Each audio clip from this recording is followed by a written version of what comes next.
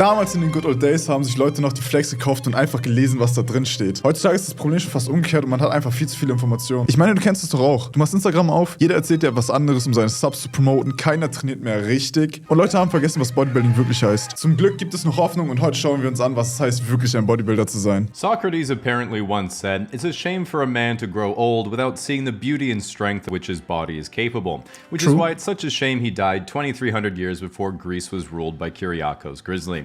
As you guys probably know by now, I am somewhat of a con. Bro, das ist auch das most scary Video, wo die so benchen, weil das halt nur so ein kleines Teil ist. They ask you how you are, you just have to say. Wollte er das so reinlegen, auf einmal geht das runter und ich glaube, das waren 200 Kilo oder so und er saved ihn gerade noch so. Connoisseur of anything involving jacked men with big egos. Auch so geile Lifting-Serien. Klettern natürlich jetzt auch seit 3 Monaten oder so. Armwrestling nicht so meins, aber check, ich habe mal dagegen Tetzel und Tyson gemacht. Ich dachte, mein Bizeps reißt. Strongman, actually sick. Finde ich noch mit so am nicesten. Auch wenn da mal diese Sumo-Deadlift-Debatte aufkommt. Und ja, Explain Lifting generell sick. I was trying to do something better than some other guy. And while hosting a podcast is a topic for another day, today we're talking about bodybuilding. Now, the vast majority of people who are into bodybuilding just like the idea of getting jacked rather than trying to actually compete, which is a much better objective because you probably won't ever accomplish either. Ich wollte gerade sagen, same.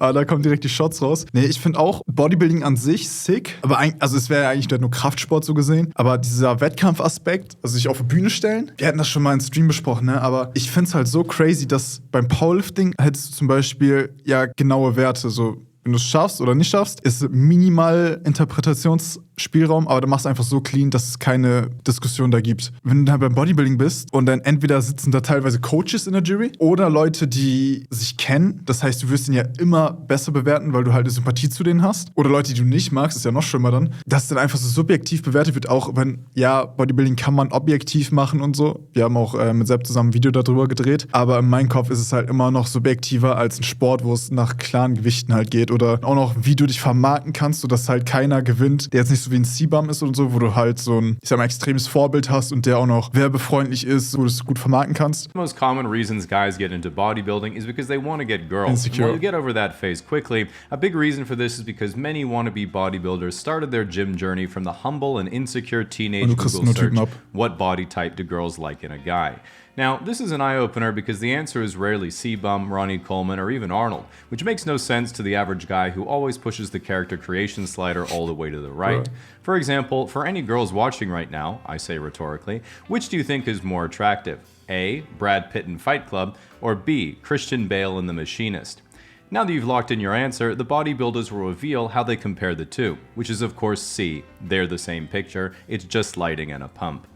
Similarly, one of the notorious psychological side effects of bodybuilding is that right now there are currently teenagers who see a Hollywood star like Tom Holland and think, I want to be that ripped one day. But 5 years later, und dann bist du's und dann kommt die Body Dysmorphia und es kickt immer weiter und du wirst nie zufrieden sein. Wie ist das? The day you start lifting is the day you become forever small oder so? Ist eine Wahrheit. You'll look at Chris Hemsworth as Thor and think, small chest, no traps, lats are okay. Still has a neck. Wie jetzt für Stoff? 5.5 out of 10. Nee, ist alles, this phenomenon where other people look at you and think, damn, looking huge, bro. But you look at yourself and think, I'm so small, I need to get bigger, is a common side effect of bodybuilding called being correct. Now, in order to cancel out any benefit of the BetterHelp sponsorship, I wanted to give you the definitive guide to every possible male body type and whether you can actually look like that naturally or not. Let me just open up my shirtless men folder I've been collecting for exactly this purpose. We all have this one, don't we, boys? Now, the primary determinant in what your body looks like is the volume of muscle on your body and the amount of body fat you have as a percentage of your overall weight. So assuming you're about 5'9", the chart looks roughly like this. If you have a body fat percentage about 10 or below, but also basically no muscle, you'll weigh about 115 to 130 pounds and look roughly like this. By the way, he put himself on Adobe stock images, not my responsibility.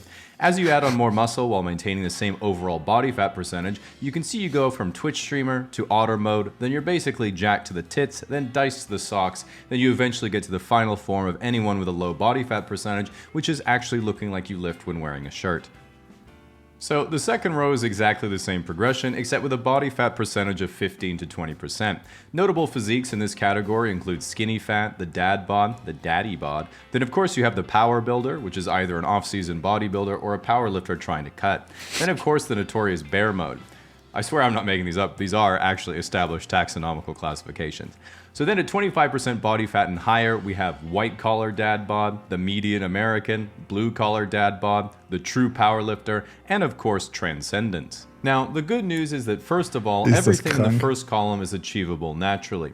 Jokes aside, sollte aber auch jeder wahrscheinlich eher so 15 bis maximal 20% KFA haben. Es gibt auch viele Powerlifter, die dann so hart reinpushen und sagen so, ja, das ist für Kraft und so. Also, Bro, wenn du halt so übertrieben fett wirst, ne, dann natürlich solche Athleten jetzt hier oder wie Jesus oder so ausgelassen. Aber so für den Average Guy, so Bro, es bringt nichts, wenn du so hart fett wirst. Vor allem, meiner Meinung nach hast du sogar mehr Nachteile dadurch dann. All you have to do is as little as possible. Believe it or not, everything I've colored in green is likely achievable natty by nearly anyone. After that, yellow is achievable if you have good genetics or are short, which by the transitive property of bodybuilding means that being short is good genetics. Checkmate male models. Everything in orange is basically always going to require you being on the juice, and everything in red speaks for itself. Roughly speaking, if you're 5'9", natural, have extremely good genetics, have been lifting 10 plus years properly, the biggest you can be is about 100. Vor allem das Krasse ist, sowas waren halt damals so extrem kranke Physiks. Und jetzt siehst du das und denkst du so, ja, Average Guy und Insta so, hä? Ist doch jetzt, keine Ahnung, normal.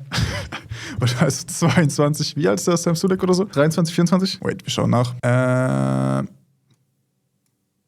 No way, brother. Ich habe auch letztens, Digga, Trend-Twins, so als ich die das erste Mal gesehen habe und jetzt, das sieht einfach so aus, dass wir so 15 Jahre gealtert sind, 3 Kinder haben und so 4 Scheidungen oder so. 75 to 195 pounds at 10% body fat, depending on the size of your bones, muscle insertions, and whether you're built like Adam Onja or Mike Israetel. As a comparison, Mr. Olympia bodybuilders at the same height frequently get on stage at half the body fat and weigh 240 pounds. Being a fan of actual competitive bodybuilding, there are always a plethora of non-bodybuilding fans who say things to me like, so you enjoy watching nearly naked muscly guys lathered up in spray tan flex next to each other? Yes. Thing is, if you find yourself spending a questionable amount of time judging the physiques of jack dudes in microthongs, you might say to yourself, wait, I thought I was straight, but maybe I am sexually confused. If this happens, just spend the $10 for Vladislava Galigan's OnlyFans and you'll immediately realize, nope, now that I'm aware of what actual sexual confusion is, I can say in hindsight I definitely wasn't experiencing it before. It's important to know that if you are considering taking steroids or testosterone, it doesn't just enhance your ability to build muscle, it comes with a lot of side effects. These are often considered bad by regular people when they're... Mein Sponsor liebt es Segway. Wir haben auch gerade 20% auf Kreatin und alle anderen Kapselprodukte, also Tobi und Rainer. Clearly just small and jealous. These include your muscles growing faster than your tendons and ligaments, resulting in debilitating injury. This is also known in bodybuilding as suffering from success. Going bald. This is obviously not a problem because you're balding already. Bro, wenn jetzt von Chris Bumstead Hair Surgery Bild reinkommt, das wäre gottlos. Success. Going bald. This is obviously not a problem because you're balding already. Testicular atrophy. Now, when anyone thinks of testicles, they all think the same thing. Guaranteed crit. Finally, this is the opportunity to eliminate that weak spot. Plus, girls will think your dick is bigger because your balls will appear further away. Heightened tendency for aggravation. Would you rather get in one fight and lose it, or get in 10 fights and win them? Exactly. Suppressed fluid intelligence. You literally won't be able to tell. If anyone calls you stupid, just fight them. Most people don't consider bodybuilding an extreme sport, but when you bring up skydiving, rock climbing, or heli skiing, most people ask, wenn ihr mal richtig schwitzige Hände haben wollt, guckt euch Alex Honnold, El Capitan an oder so. Why do they do it if it's so risky? And the athletes always say something like, I love it so much I'd die for my sport. In contrast, in contest bodybuilding, dying is the sport. It's worth it though, because if you're 265 pounds, severely dehydrated, and have 3% body fat, what's the worst that can happen? Yeah, in this case it is total organ failure, but that's a small price to pay in the grand scheme of things. For now, get that trophy, go to a sushi buffet, gain 50 pounds in a work week, and then live to die another day. Also bei Evo sind ja die meisten Leute Bodybuilder. Und was du da mitbekommst, was die an Preisen zahlen für einfach nur die Anmeldung, da musst du noch extra zahlen, damit dein Coach mit reinkommen kann. Irgendwie musst du für 2 Tage extra zahlen, dann musst du noch eine Mitgliedschaft bei dem Verein haben, dann musst du teilweise für die Tests selber zahlen. Wofür ist dann die Mitgliedsbeidschaft? Und also ist echt gottlos. Und dann gewinnst du so, keine Ahnung, eine richtig ranzige Tüte Whey, eine Medaille, die einen Euro vielleicht gekostet hat. Und wie bei Jona und mir auf dem scheiß Paul im Wettkampf Motoröl. Warum? First of all, going to the gym and rapidly progressing for the first few months is like having sex for the first time. You say to yourself, holy shit, this is amazing. I'm sure this is going to continue at the same rate forever. But no, all progress will be halted when you go too hard and get your back blown out. Secondly, there are some immutable facts of bodybuilding that defy conventional logic. For example, nearly all bodybuilders struggle to grow their calves despite doing the optimal training routine, which is 5 sets of seated calf raises at the end of leg day. Frankly, there is nothing else you can possibly do, you just have bad genetics, should have been Asian or previously obese.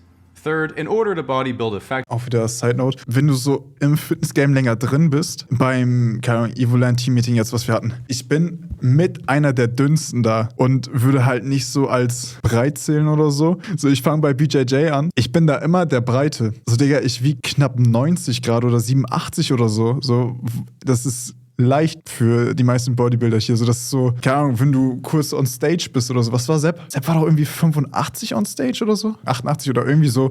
Aber so, check dir im Verhältnis halt. Effectively, you have to go in phases where you gain weight and muscle, and then phases where you cut body fat and maintain as much muscle as possible. Then repeat the process for optimal results. Don't be afraid to take your time on this, because if you go too quickly, you'll gain too much fat or lose too much muscle.